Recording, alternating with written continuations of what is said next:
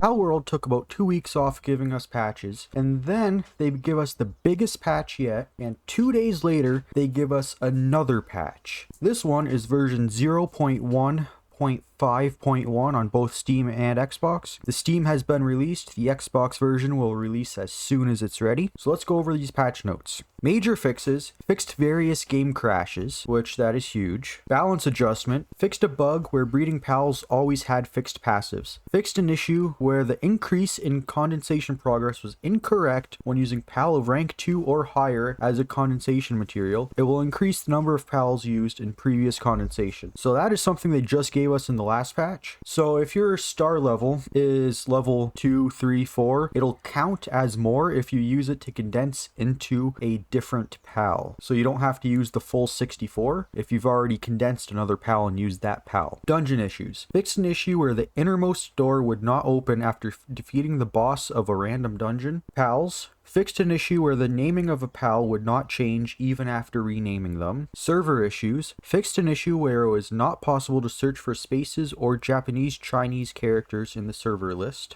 Fixed so that if the server is no longer registered on the server list, it will be re-registered without needing to restart the server. Fixed an issue where the settings to enable RCON were not loaded from the configuration file. We are currently working on an issue where autosave fails on the Xbox and Game Pass versions. We expect this will be resolved in an upcoming update. And last, we will continue development, placing top priority on fixing major problems and issues.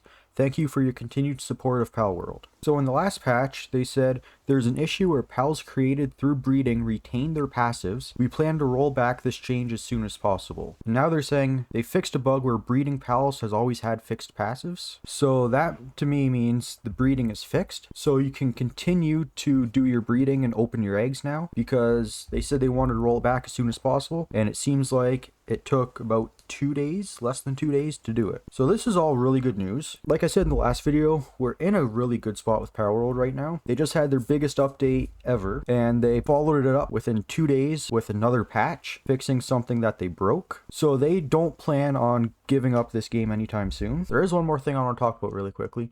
Go to your options, go to game settings, and hold to toggle interaction. It's going to be set off to default. That is a new setting they got in the last update. So make sure you set it to on so that whatever you do, you don't have to hold the button down. You can just tap it once and it'll do the entire process. But those are all the patch notes for this patch. So I hope you found this helpful, and I'll see you all in the next one.